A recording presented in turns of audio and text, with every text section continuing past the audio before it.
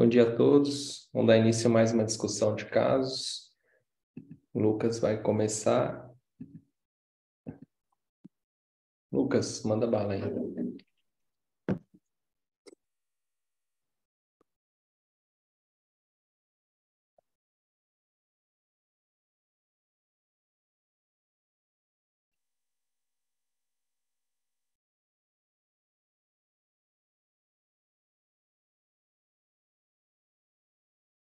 Estou conseguindo ver a tela? Sim. Então vamos lá. Bom dia a todos, meu nome é Lucas, eu sou o R1 aqui do Hospital Maternidade Frei Galvão. Hoje eu vou apresentar uma aula orientada pelo Dr. Tomás. Então, a história clínica, o paciente se trata de um paciente de sexo masculino de 64 anos. O paciente apresentava síncope momentânea, náusea, esquecimento e resposta neurológica lenta.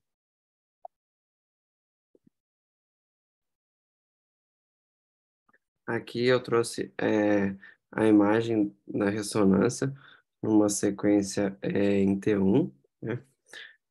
Então a gente pode ver uma lesão expansiva, infiltrativa, heterogênea no joelho do corpo caloso. Aqui ela no sagital. Aqui no T2, no axial e no coronal.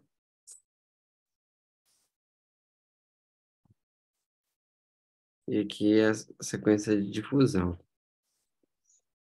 Alguém quer tentar falar o que acha que é alguma coisa? Pedro, você conhece o caso? Eu conheço, jovem. Você passou para nós três Ah, os casos. é. Ah, pode continuar então, ô Lucas. Sobrou eu e a Karina. Não, se você quiser falar aí, cara. Eu até falo, mas para mim isso aí, transpondo a linha média, feio desse jeito aí, é um GBM, né? Eu pensaria, mas o raciocínio aí é pouco. Não, isso aí, cara, é cara crachá. Essa aí é a primeira hipótese que tem que vir na cabeça mesmo. Ah, beleza. E porque poderia ser uma tomografia, dependendo do método. E agora, um diferencial aí, o Lucas vai falar e explicar qual que é a diferença. Mas você pensando assim, tá certíssimo, cara. Pode continuar então? Aham. Então, uma lesão expansiva, filtrativa, heterogênea, um corpo caloso com sinais de agressividade, né? O GBM. E essa lesão, ela está causando uma compressão e um desvio significativo da linha média para a esquerda. Então, os GBM são tumores cerebrais primários adultos mais comuns, são agressivos e relativamente resistentes à terapia. Com isso, eles têm um mau prognóstico. Geralmente aparece com massas heterogêneas centradas na substância branca, com realce periférico irregular, necrose central e edema vasogênico. São capazes de apresentar padrões variados, que eu vou citar as variedades depois, e às vezes dentro de um tumor. A epidemiologia são tumores que ocorrem após os 40 anos de idade, com um pico de incidência de 65 a 75 anos. Há uma leve predominância no sexo masculino, numa proporção de 3 para 2, e em pacientes brancos são mais afetados que as demais etnias. Raramente estão relacionados à exposição prévia à radiação. Também pode ocorrer por parte de síndromes tumorais hereditárias raras, como síndromes relacionadas à mutação do P53, incluindo a neurofibromatose tipo 1. A apresentação clínica normalmente apresenta de três maneiras: com déficit neurológico focal, Sintomas que aumentam a pressão intracraniana e convulsões. Pode surgir em qualquer parte do cérebro, porém possui predileção à substância branca subcortical e pela substância cinzenta profunda dos hemisférios cerebrais, particularmente do lobo frontal. As características radiológicas, radiográficas. Geralmente têm margens espessas e irregulares e um núcleo necrótico central, que também pode ter um componente hemorrágico. São circundados por edema vasogênico, que de fato costuma conter uma infiltração de células neoplásicas. A doença multifocal é encontrada em 20% dos casos, onde ocorre várias áreas de realce que estão conectadas umas às outras por um sinal anormal da substância branca, que representa a disseminação microscópica para as células tumorais. A doença multicêntrica, por outro lado, é onde essa conexão não pode ser vista. Aqui eu trouxe essa imagem da tomografia, como o Tomás falou, que a gente pode deparar também com ela. O tratamento, né, e o prognóstico é biópsia e redução tumoral com radioterapia adjuvante pós-operatória e quimioterapia. São os tratamentos mais comuns. As terapias mais recentes incluem anti, antiangiogênese e imunoterapia. Os fatores de mau prognósticos são necrose aumentada, localização profunda e idade aumentada. E as variantes podem ser células selvagens, gliosarcoma e epitelioide. Agora eu vou falar do principal diagnóstico diferencial que a gente trouxe hoje, que é o linfoma do sistema nervoso central. Que são tumores relativamente incomuns, que ocorrem em 2,5% de todos os tumores cerebrais. Não há doença sistêmica coexistente no momento do diagnóstico, distinguindo assim do envolvimento do sistema nervoso central do linfoma sistêmico. A apresentação clínica dos linfomas apresenta de forma semelhante aos pacientes de outras massas do sistema nervoso central. Então, os sintomas são de aumento da pressão intracraniana, distúrbios neurológicos focais e convulsões, igual no glioblastoma. A patologia. A maioria, 90%, são dos linfomas primários do sistema nervoso central, tem origem nas células B, que é o linfoma difuso de células grandes células B, e o linfoma de alto grau, que é o caso do diagnóstico diferencial que a gente trouxe. As células malignas tendem a se acumular ao redor e dentro dos vasos sanguíneos. Tumores de baixo grau são mais frequentes, originários das células T1, e a localização apresenta como lesões sólidas, solitárias em 60% a 70% dos casos e múltiplas em 30% a 40%, com predileção pela substância branca periventricular. As características radiológicas, eu trouxe aqui essa imagem da tomografia. Então, é uma aparência de imagem clássica do linfoma, é uma massa hiperdensa na TC, realçando avidamente com T1 hipointenso, T2 iso hipointensa, com lesões homogêneas realçadas pelo gadolínio na ressonância, e exibindo uma extensão subependimária e cruzando o corpo caloso. O tratamento. O tratamento do linfoma é feito predominantemente com esteroides e quimioterapia, e os tumores de alto grau têm um prognóstico ruim. Se apenas a reseção cirúrgica for realizada, a morte ocorre em alguns meses. Com alta dose de quimioterapia, o tamanho do tumor pode reduzir, e a recidiva é comum, com sobrevida média de em torno de 30 meses. Essas foram as referências que eu utilizei. Obrigado pela atenção de todos. Quer falar alguma coisa, Tomás?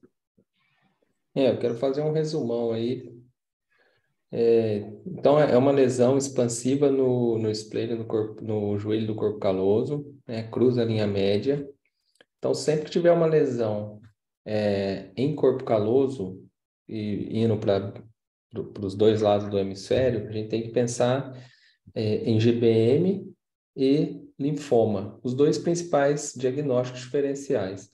Se a lesão tiver características mais agressivas, o que quer dizer isso? É um realce mais heterogêneo, espesso, área de necrose, a gente tem que sugerir a possibilidade de GBM. Se a lesão for mais homogênea, menos necrótica, com um realce mais homogêneo, a gente vai mais para o lado do linfoma. E outra diferença é que o linfoma ele tem alta celularidade. Então, na toma, ele já vai ser hiperdenso e vai ter restrição à difusão. Então, vai ser uma lesão mais homogênea com uma restrição à difusão. Essa lesão nossa não tinha restrição à difusão. Então, por isso que a gente tinha necrose e tal, levantou a bola para GBM. Qual que é a diferença, né? A diferença, você pega uma lesão que ela não fez necrose ainda, você dá, né, sugerindo que possa ser um linfoma, você dá a chance de começar o tratamento sem ter que fazer biópsia. Agora, essa lesão, você achar que é um GBM mesmo, o tratamento só começa depois da biópsia. Então, essa é a diferença. O tratamento do GBM, você tem que fazer droga antineogênica, né? O tratamento do linfoma, você vai começar com corticoide e quimioterapia. Eu já vi até na prática, às vezes o paciente vai demorar muito para fazer biópsia, etc. E o colega, ele faz uma pulsoterapia. Então, faz uma pulsoterapia para testar. Se a lesão reduzir de tamanho, ou tiver menos sinal expansivo assim, fala mais a favor de ser um linfoma, tá? Então, é um casinho, um cara crachá, tanto pela tomo quanto pela ressonância aí. Se deparar aí, pode levantar a bola. Beleza? Passa para o Pedro. Passa para o Pedro.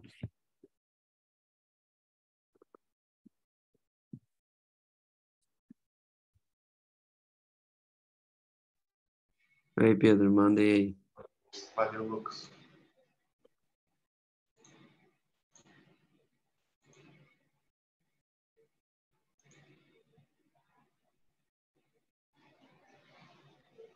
Então, bom dia a todos. Meu nome é Pedro, sou residente aqui do Hospital Maternidade Frei Galvão e tenho um caso orientado pelo Dr. Tomás. É um paciente do sexo masculino, 67 anos. O paciente relatava uma tosse secretiva e um desconforto respiratório. Teste de Covid do paciente foi negativo. Foi solicitada uma tomografia de tórax para o paciente. E essas aqui foram as imagens da tomografia. Tá? Se alguém quiser descrevê-las e discuti-las.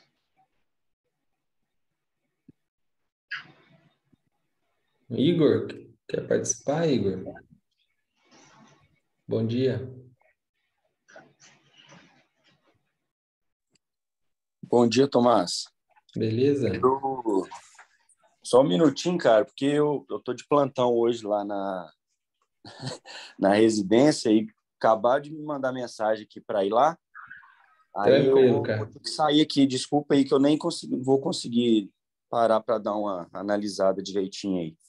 Tranquilo, vai na paz. Desculpa, viu? Tranquilo.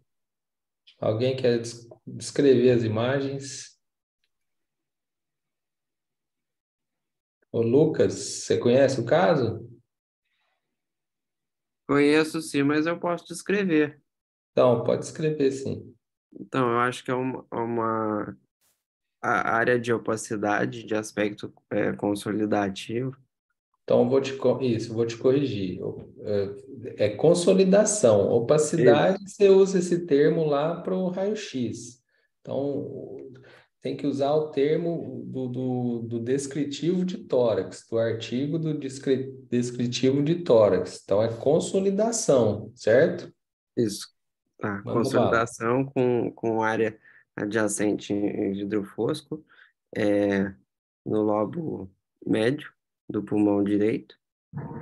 Boa. que mais? Tô vendo algumas áreas hipodensas, né? No meio da consolidação. Ok. Então, tem broncograma aéreo. Olha só, o Pedro pôs aqui na primeira imagem dele, ele colocou caprichosamente um broncograma aéreo. E depois ele colocou pelo menos duas escavações, certo? Uhum. Então é isso. Então tem consolidação, tem opacidade em vidro fosco, tem broncograma aéreo, tem escavação e tem espessamento septal também. Isso daqui, na segunda imagem, está bem visto?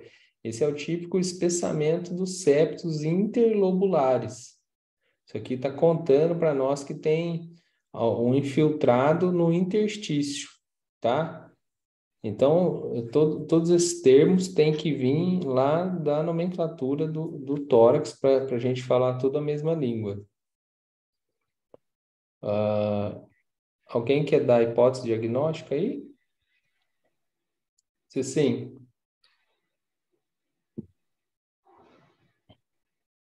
Aí apertou, hein? Na história tem o quê? Tem alguma coisa que ajuda, Pedrão? Não, Volta tem lá. tosse, né? Tosse com secreção, tosse produtiva. Idade? Nada. 67 anos. Eu ia de pneumonia. Perfeito. Boa. É isso aí. Sem mistério. Ô, Tomás, aproveitando para encher linguiça aí, né? Então, isso aí é uma escavação. Eu não posso Uma dizer que isso aí é escavação. uma bronquiectasia, não. Não, não. É uma escavação.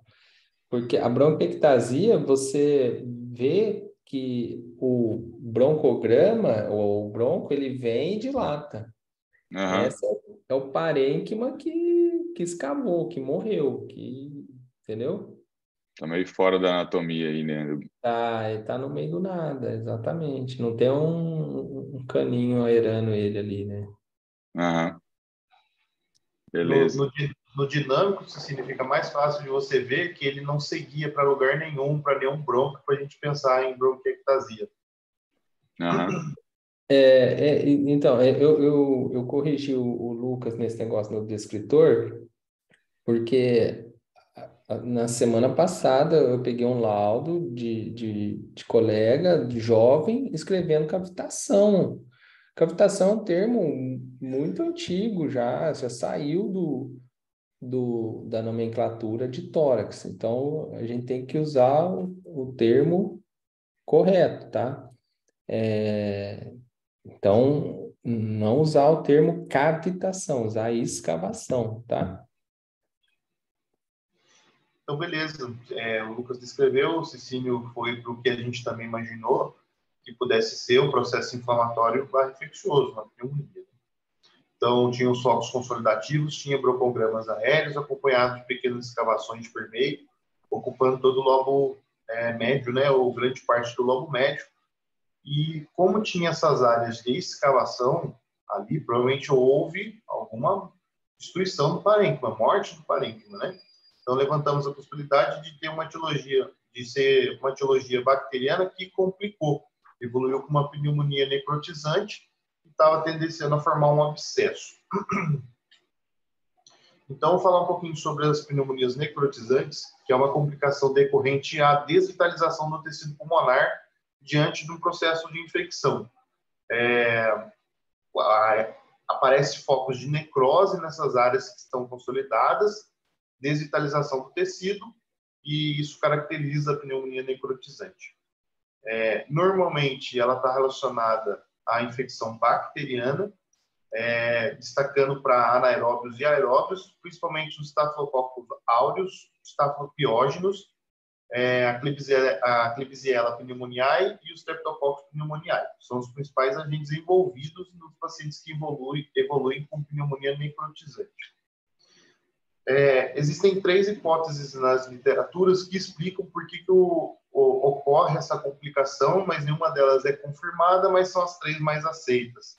A primeira é que a própria natureza do micro-organismo, ele seja um micro-organismo mais agressivo, que se aprimorou na evolução e ele produz algumas enzimas proteolíticas que destroem o tecido ali onde ele está infectando.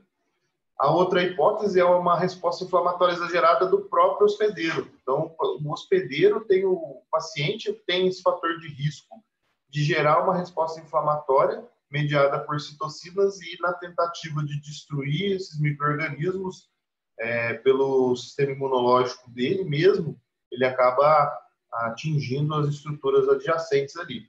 E por fenômenos tromboembólicos, que também são considerados um fator causal para a pneumonia necrotizante.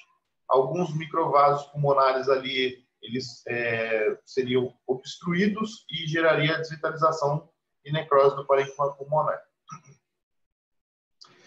O estafilococo em si é um germe com um potencial forte de promover uma necrose, e ele por si só tem essa característica, principalmente na evolução para supuração e formação de abscesso. E ele é o principal agente envolvido em crianças no primeiro ano de vida e nos idosos e pacientes debilitados. A gente tem que sempre que identificar uma lesão escavada, a gente tem que fazer uma espécie de diagnósticos diferenciais nas nossas cabeças para poder tentar levar para o cara a nossa impressão do que pode ser aquela escavação. Então, nas lesões benignas, que são, na maioria delas, infecciosas ou inflamatórias, tem a tuberculose, a principal etiologia que vai escavar, os abscessos pulmonares, depois em segundo colocado, depois embolia séptica, micobacteriose atípica, aspergilose e granulatose com poliangiite. Lembrando que cada uma dessas tem um padrão um pouco mais clássico, né? A tuberculose tende a pegar os segmentos mais apicais, às vezes lesões escavadas únicas de paredes bem espessas. O abscesso pulmonar é uma que muito semelhante ao que o nosso paciente tem, que é a nossa hipótese para o nosso paciente. A embolia séptica normalmente vai fazer múltiplos focos de escavações, não vai ser um só. Então, cada uma delas apresenta um padrão um pouco mais característico da escavação, mas sempre que você vê uma lesão escavada, lembrar desses diagnósticos iniciais. E lembrar também, se o paciente for um paciente com um histórico para pensar em neoplasias pulmonares também podem escavar. O nosso paciente em questão, quando eu fui pegar os exames dele, eu vi que ele tinha realizado uma tomografia de abdômen no mesmo dia, antes de realizar a tomo de tórax, que foi visto uma diverticulite nesse paciente. Esse paciente tinha um processo inflamatório de alça cólica. Então, eu até interroguei aqui para a gente poder discutir, que eu acho que poderia ser uma hipótese para esse paciente. De repente, apesar da embolia séptica ela atingir múltiplos focos, eu acredito que, de repente, ela pode... Dificilmente o paciente teria uma pneumonia necrotizante com uma diverticulite, duas patologias que estivessem totalmente separadas. Eu acho que não. Eu acho que elas poderiam estar relacionadas, já que a diverticulite pode embolizar êmbolos sépticos e, de repente, algum se instalou de alguma maneira lá no pulmão e acabou evoluindo para aquele quadro de pneumonia com necrose e formação de abscessos. Essas aqui foram as referências que eu utilizei e queria agradecer a atenção de todos. Beleza.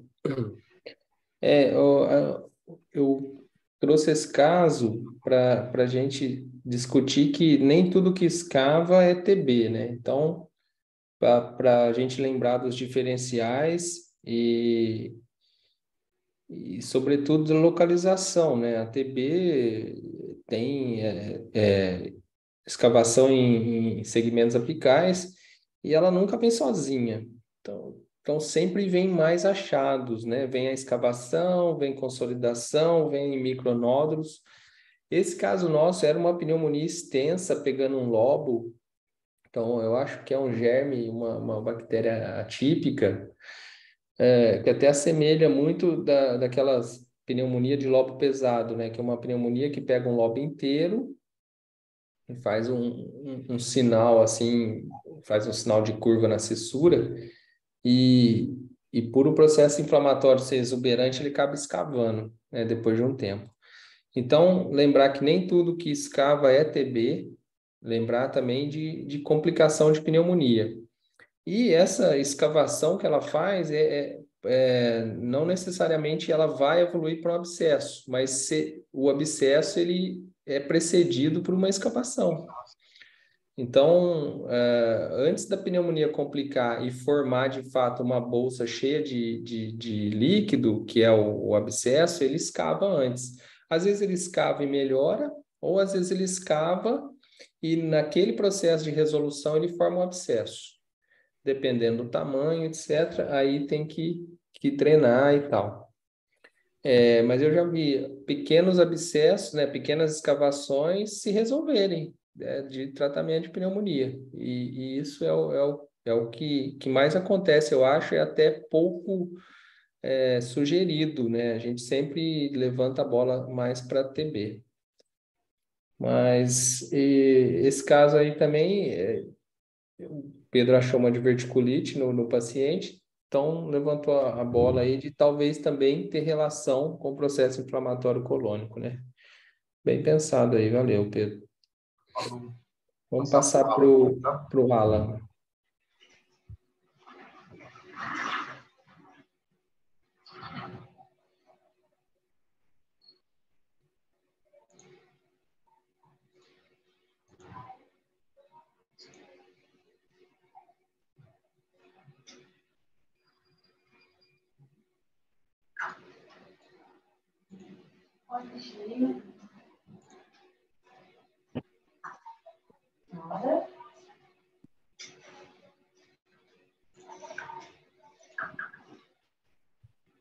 Bom dia a todos. Bom dia. Alan, sou residente. Conseguindo ver meu slide? Sim. Bom dia a todos. Meu nome é Alan, sou residente do Hospital Maternidade de Galvão. Vou apresentar um caso orientado pelo Dr. Tomás. No caso, é uma paciente do sexo feminino de 29 anos. Ele é paciente com controle de parestesia da face. De histórico também é paciente gestante. E foi realizada uma ressonância magnética do crânio. Aqui teve um corte axial flare.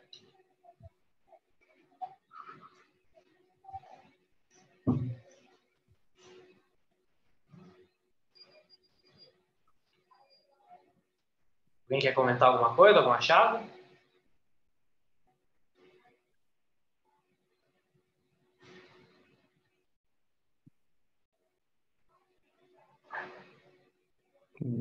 Deixa eu ver aqui. Quem quer que eu volte alguma imagem? Vai lá, Cecim. Comenta aí, cara. O senhor está acertando todos os diagnósticos, cara. Tô surpreso. Sacanagem, hein? É? Sacanagem isso aí, velho. O cara tá evoluindo aí, ó. Fala aí. Não, então... Essa eu pulo. O Alguém Rala quer fica colocando pegadinha aí com esse monte de imagem. O Alan é cheio das pegadinhas, o Alan.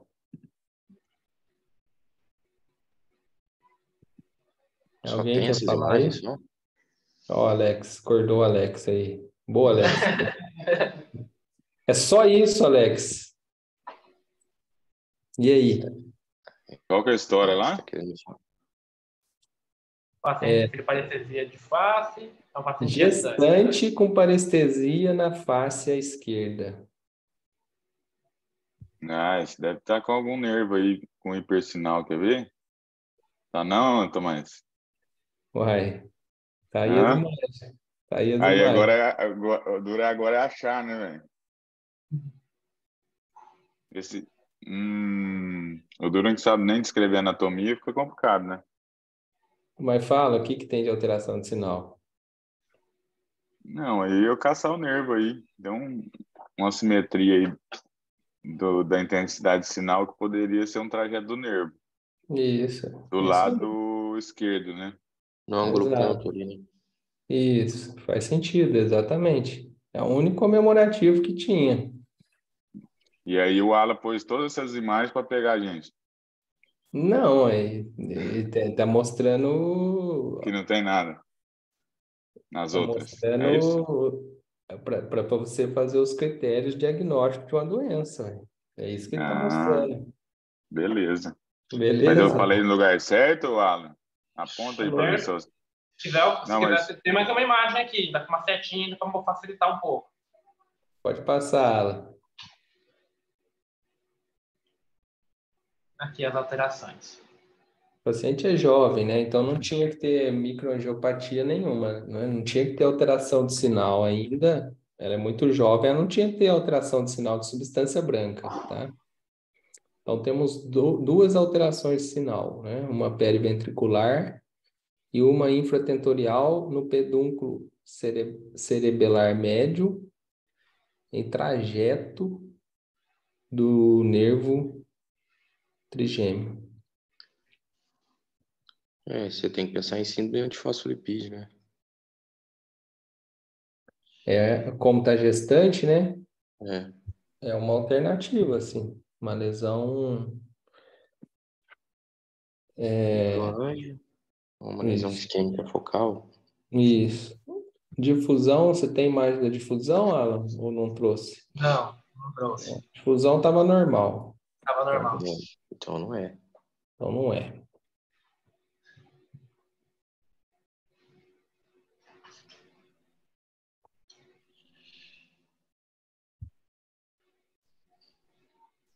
Alguma hipótese?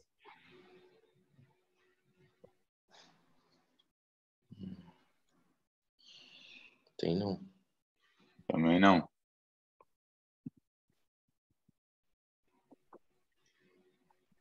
Posso seguir ou não, Tomás? Gliose.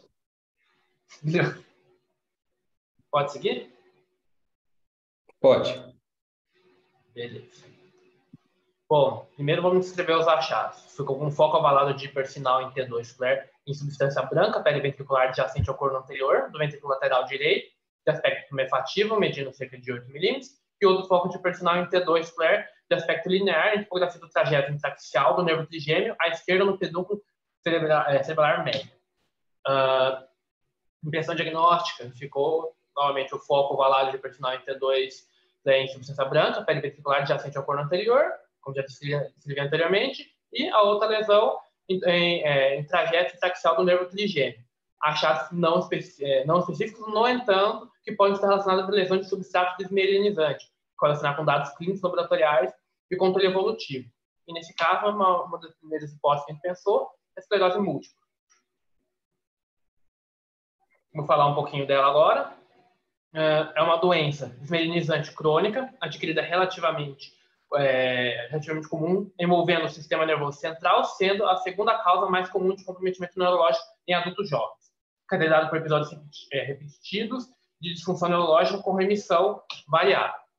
A hipótese patogênica mais aceita é que a esclerose múltipla seja fruto da conjunção de uma determinada predisposição genética e um fator ambiental desconhecido que, ao se apresentarem no mesmo indivíduo, originariam uma disfunção do sistema imunológico e desenvolveriam uma ação autolesiva contra a substância branca, com perda de oligodendrócitos e mielina, o que ocasionaria no defeito da condução do impulso nervoso e o aparecimento de sintomas. De apresentação clínica, normalmente durante a crise de esclerose múltipla, o paciente geralmente se queixa de déficit neurológico progressivo, que se envolve ao longo de vários dias. Os sintomas comuns de uma exacerbação incluem neurite óptica, parestesias, paresias, ataxias, entre outros. Esses normalmente são os sintomas mais comuns. Porém, os sintomas eles variam dependendo da localização do acometimento. Por exemplo, o acometimento em tronco cerebral e dos nervos cranianos, você pode ter, como eu falei anteriormente, neurite óptica, pode ter oftalmoplegia, neuralgia do trigeminal, diplopia, vertigem. Se envolver os cerebelos, pode ter ataxia, distúrbios de marcha. Se envolver a parte do cérebro da medula, a perda sensorial, os sinais do neurônio motor superior e incontinência urinária. E também algumas outras alterações podem ser encontradas também no paciente de clínica, a fadiga, depressão e declínio cognitivo. Existem alguns tipos de padrões da doença, de acordo com os achados das lesões e a evolução dela. As três principais é remitente e recorrente. a secundariamente progressiva e a primariamente progressiva. Uma coisa que é importante de citar são os critérios diagnósticos. Os diagnósticos de esclerose múltipla se baseiam na presença de critérios revisados no série de McDonald de 2017. Qual que é o critério se baseia na identificação de um conjunto de sinais e sintomas típicos de desmielinização associados à esclerose múltipla, os achados no exame clínico de acometimento do sistema nervoso central, sintomas ao longo de meses ou anos, que é chamada de disseminação no tempo, e sintomas em diferentes regiões do corpo, que seria a disseminação no espaço. E importante citar também a ausência de outro diagnóstico que explique os sintomas. Com relação à disseminação no espaço, citando a parte do acometimento das lesões que a gente vai encontrar, normalmente a disseminação no espaço ele requer uma ou mais lesões hiperintensas em T2, maiores que 3 milímetros, independente se tiver sintomas ou não, lesão mais característica de esclerose múltipla, em 2 ou mais das 4 localizações a seguir, que vou citar agora, que seria a pele ventricular, a cortical ou justacortical, intratentorial e na medula espinhal. O que é importante citar é que lesões hiperintensas em T2 do nervo óptico, como aquelas em pacientes apresentando neurite óptica, não podem ser usadas para preencher os critérios de 2017. A disseminação no tempo ela pode ser estabelecida de 2 maneiras. Uma, que é uma nova lesão hiperintensa em T2 ou realçado por gadolínio quando comparado a uma ressonância magnética anterior, e a presença simultânea de uma lesão realçada por gadolínio e uma lesão hiperintensa em T2 sem realce, em qualquer exame de ressonância magnética. Agora, nos achados de imagem no geral da patologia. As características na tomografia geralmente são inespecíficas. As características que podem estar presentes incluem lesão homogeneamente hipotenuante, uma atrofia cerebral pode ser evidente quando é esclerose múltipla crônica de longa duração, e algumas vezes podem apresentar realce após o uso de contraste iodado. Em relação à ressonância, que é onde a gente onde a gente consegue ver principalmente as alterações, diferente da tomografia, que é mais inespecífico. Em T1, as lesões são tipicamente iso ou hipointensas. A interface do caloso septal pode apresentar múltiplas pequenas lesões, e lesões hiperintensas estão associadas à atrofia cerebral também e o avanço da doença. Em T2, as lesões são tipicamente hiperintensas, lesões agudas geralmente podem apresentar edema ao redor. Aqui a gente tem uma imagem mostrando em T2 as lesões de hiperfinal. E no flare, as lesões são tipicamente também hiperintensas, e no flare, uma coisa importante citar é que o flare é mais sensível que o T2 na detecção de lesões justacorticais e periventriculares, enquanto o T2 ele é mais sensível às lesões intratentoriais. Aqui a gente tem um corte sagital T2 e aqui um sagital então, com contraste, mostrando uma lesão entre o coração da medula, aqui com o hiperfinal, e aqui mostrando um realce periférico no T1. Importante citar no tratamento. A ideia do tratamento é reduzir a progressão da doença e aliviar sintomas. Então, por exemplo, esteroides, terapias modificadoras de doença e transplante autólogo de células tronco hematopoéticas são todos métodos utilizados. E o prognóstico é variável e depende do padrão da doença que o paciente apresenta. Por exemplo, o padrão de progressivo primário traz um prognóstico pior do que a remitente recorrente, por exemplo. E com relação aos diferenciais, o diferencial depende da localização e a aparência da desmielinização. Por exemplo, para esclerose múltipla clássica, o diferencial pode ser dividido em envolvimento intracraniano e medular. Aí, para doenças intracraniana, o diferencial inclui quase todas as doenças desmielinizantes, como, por exemplo, mucopolisacaridose, doença de Marshall-Vignami, infecções fúngicas do sistema nervoso central. E para o envolvimento da parte da medula, a gente tem que considerar, por exemplo, mielite transversa, infecção ou tumores na medula espinhal, por exemplo, o osteocistomas. Uma coisa que é importante é que, como o paciente era gestante, eu resolvi pesquisar um pouquinho para ver se tem uma relação da parte da gestação com a doença. É um pouco controverso a parte da gestação com a atividade da doença. Tem alguns artigos que citam que durante a gestação a atividade da doença se reduz e pós-parto ela tende a aumentar a atividade. Mas isso é um pouco controverso. O que a gente tem de certeza é que a gestação na paciente que apresenta a doença, ela tende a ter mais complicações durante a gestação. Esse quer dizer para vocês, Beleza. Tomás, quer comentar mais alguma coisa? Não, cara, muito bom. Parabéns aí pela apresentação. Então, só para resumir aí, a gente usou, né, os critérios diagnósticos. Ela tinha, então, disseminação no espaço, mas não tinha ainda critérios de disseminação pelo tempo, tá? Então, e não era possível injetar contraste que a paciente era gestante. Então, o que quer dizer isso? Ela tinha disseminação no espaço, ela tinha, dos 4 lugares, ela tinha 2, tá? Só que eu não consigo dizer se ela teve disseminação no tempo. Se eu injetasse contraste e visse uma lesão impregnando e outra não, eu poderia cravar num único exame que ela teve a disseminação no tempo. Só que como eu não injetei contraste, eu não tenho essa certeza, mas eu tenho pelo menos a disseminação no espaço eu tenho, que é uma lesão periventricular e uma lesão subcortical, tá? Se fizer o líquor e vier também bandas oligoclonais no líquor, o cara vai tratar como esclerose múltipla, tá? Então é um casinho que eu achei os achados bem sutis, só 2 lesões e bem no trajeto do trigêmeo, o que aumenta a sensibilidade de ser esclerose múltipla, que caprichosamente pegou um trajeto neural intraaxial. Então é isso, é esse casinho que a gente trouxe aí. Alguém tem alguma dúvida aí? Quer perguntar alguma coisa?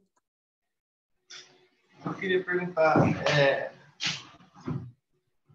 os dedos de Dawson é também da esclerose, não é? Exatamente. O dedo de Dawson é exatamente a característica da lesão de esclerose múltipla, é aquilo que o Alan descreveu. Ela tem que ter pelo menos mais que 3 milímetros, porque microangiopatia todo mundo tem. Então, essa lesão ela tem que ser perpendicular ao maior eixo dos ventrículos e ter mais de 3 milímetros. E microangiopatia pode ser grande. Então, por exemplo, tem lesão que é mais de 2 centímetros na microangiopatia, né? Na lesão de esclerose, ela geralmente é menos que 2 centímetros. Então, ela configura aquele dedo de Dawson, né? Que são os foquinhos ovalados ali, com maior eixo perpendicular. Isso é típico de esclerose. Outras doenças desminimizantes podem dar aquilo também, tá? Mas é mais encontrado aí na esclerose múltipla, é mais típico da esclerose múltipla. Então, se essa mulher evoluir, porque geralmente a forma mais comum é a remitente recorrente, ela tem melhora, tá? Então, se ela voltar a ter, ela vai, em algum momento da vida aí, desenvolver os dedos de Dawson aí, se ela progredir.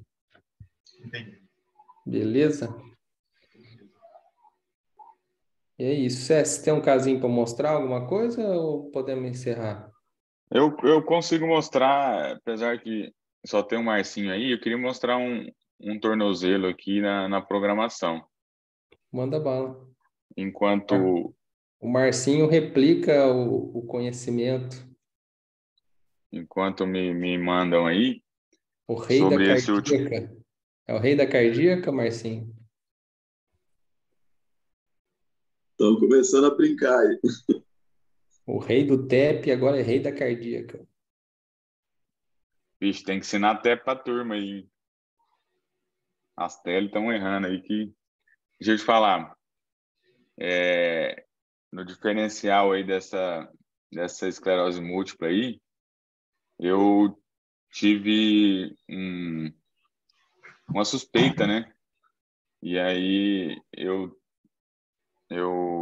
tive uma uveíte anterior e aí fizeram fundo de olho, viram meu nervo óptico edemaciado e suspeitaram de uma neurite óptica e aí suspeitando da esclerose múltipla. Aí você vai para tudo quanto é lugar, né? Que é um diagnóstico muito ruim aí, né? Assusta bastante. É. Mas aí viram que era só uma simetria do nervo óptico. Aham. E aí eu não tinha mais sintoma nenhum e tal. Então deu tudo certo. Já tô com o anfitrião aqui? A neurite, então, não faz parte do diagnóstico, do critério diagnóstico, tá? Pode sim abrir o caso com uma neurite, mas não faz parte do critério Isso. diagnóstico. Uhum. E o nervo óptico é muito interessante avaliar o nervo óptico para fazer diagnóstico diferencial das outras lesões desmielinizantes. Então, tem esclerose múltipla, neuromielite óptica, que é uma outra doença, e o MOGAD, ou antimog. A depender de que lugar você teve a neurite, você fala mais a favor de um ou de outro, tá? Então, sempre que suspeitar mesmo de esclerose múltipla, o ideal é que faça também um protocolo de órbitas, né? Que o médico já peça também para fazer a órbita, porque cada lesão desmielinizante vai afetar um lugar do nervo óptico. Tem umas que são mais anteriores, outras mais posteriores, outras mais bilaterais, entendeu? Mas pode mostrar seu casinho. Passa um anfitrião para o Cecínio mostrar o tornozelo. Já tá, já, chefe. Já tá comigo? Já.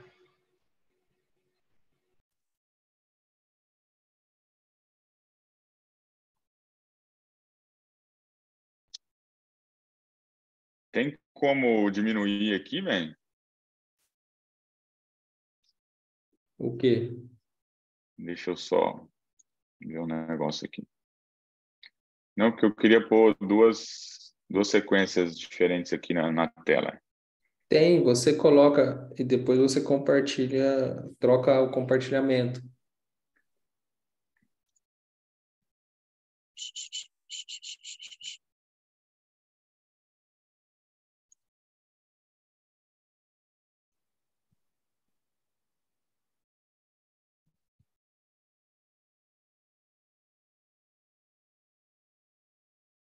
Aí ele para, ó.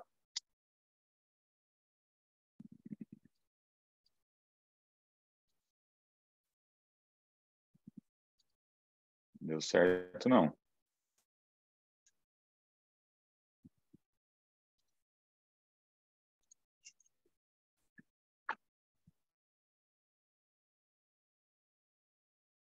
Daqui para mostrar outra tela.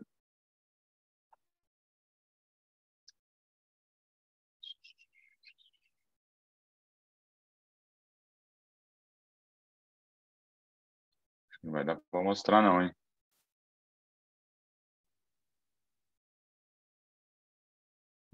Não?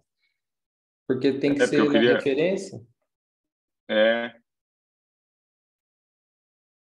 tipo, ele pega só.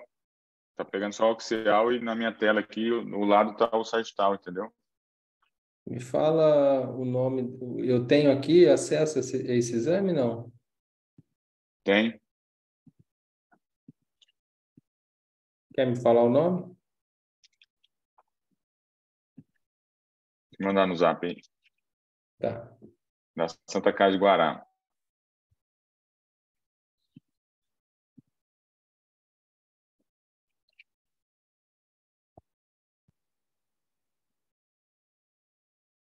Mas você vai conseguir mostrar aí? Vou tentar, ó. Do dia 5 aí. Já. Espera aí. Eu tenho que mandar o anfitrião para você, né? Manda. Mandei.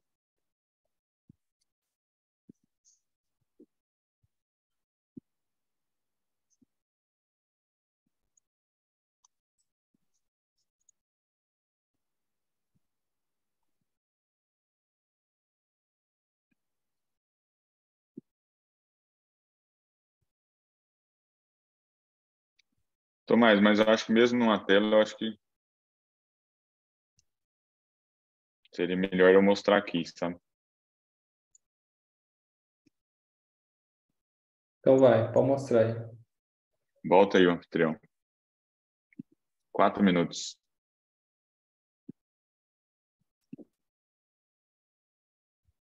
Marcinho tá até concentrado ali.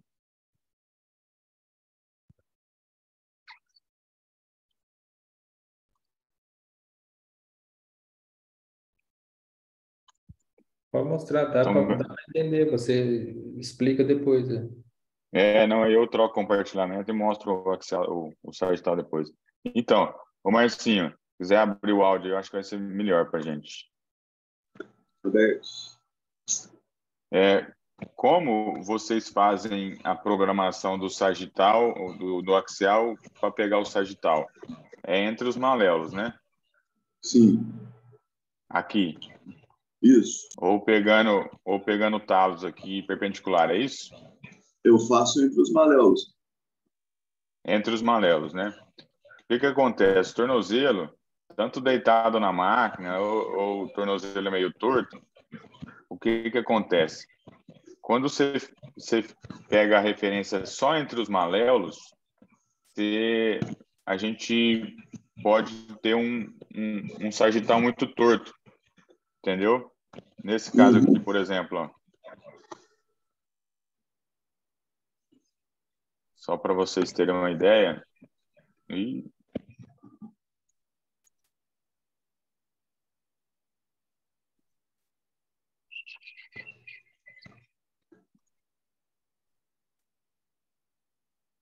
Olha como o tornozelo fica um pouco torto. Ó. Você não pega o talos inteiro. Dá para perceber que fica ruim de ver? Sim.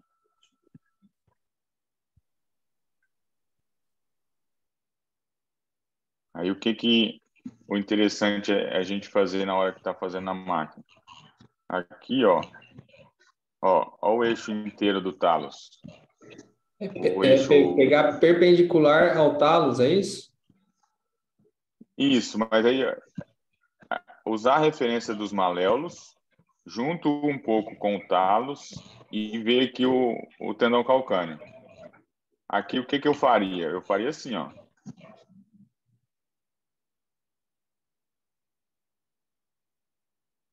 Porque esse aqui não está tão torto o tornozelo na máquina. Mas, ó a diferença. Você inclina um pouquinho a angulação, já muda muito para a gente, entendeu?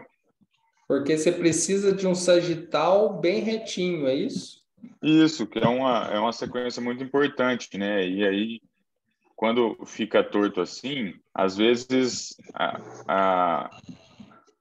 a referência articular de congruência, né? Você sai um pouco da sua anatomia normal ali. E acontece bastante, né? Os técnicos, eles vêm aqui, pega só a referência entre os maléolos e se ele entorta um pouquinho aqui, ó, já me ajuda demais. Ele tem que seguir o eixo do pé, na verdade, né? Não a ponta do dedo, mais ou menos, né? Só que aí tem uns tornozelos muito torto, velho. Mas aqui, ó, se ele seguir um pouquinho mais o eixo maior do talos, já ajuda bem. E, assim, o talos que vai estar pé plano, geralmente ele fica mais medializado aqui, né? Ele joga a cabeça do talos para cá, medial, e ele fica verticalizado, né? Mas você vai perder um pouquinho aqui. Mas se você jogar o maior eixo com o tendão calcâneo, já fica bom aí. Show. Era isso. Quer falar alguma coisa, Marcinho? Doutor, então é fazer um meio termo ali entre o talos e os maléolos? Isso. Show. Obrigado. Valeu. Vamos aparecer aí, galera. Galera tá de férias em janeiro ainda. Ó. Aparecer só no final. Aí, ó. O mate no mato aí. Tomás, se você for vir para Minas, tá Serra tá foda, viu? Tá? Caiu barreira lá, Acho que até hoje à tarde libera. Tô mais um candor na terra, não, Mate. Então. Mas vai ter Ele é Dom Pedro e Fernão Dias, filho. Coitado. E Dutra. É. Coitado, até Chega lá em parece. Puiúna, tem que ir de carona com o Arlindão. Ele recebeu agora, no final do ano, o prêmio de maior pagador de pedágio. Tá certo. Valeu, galera. Valeu, galera. Falou, valeu. Boas Tchau, férias, tchau. Alex.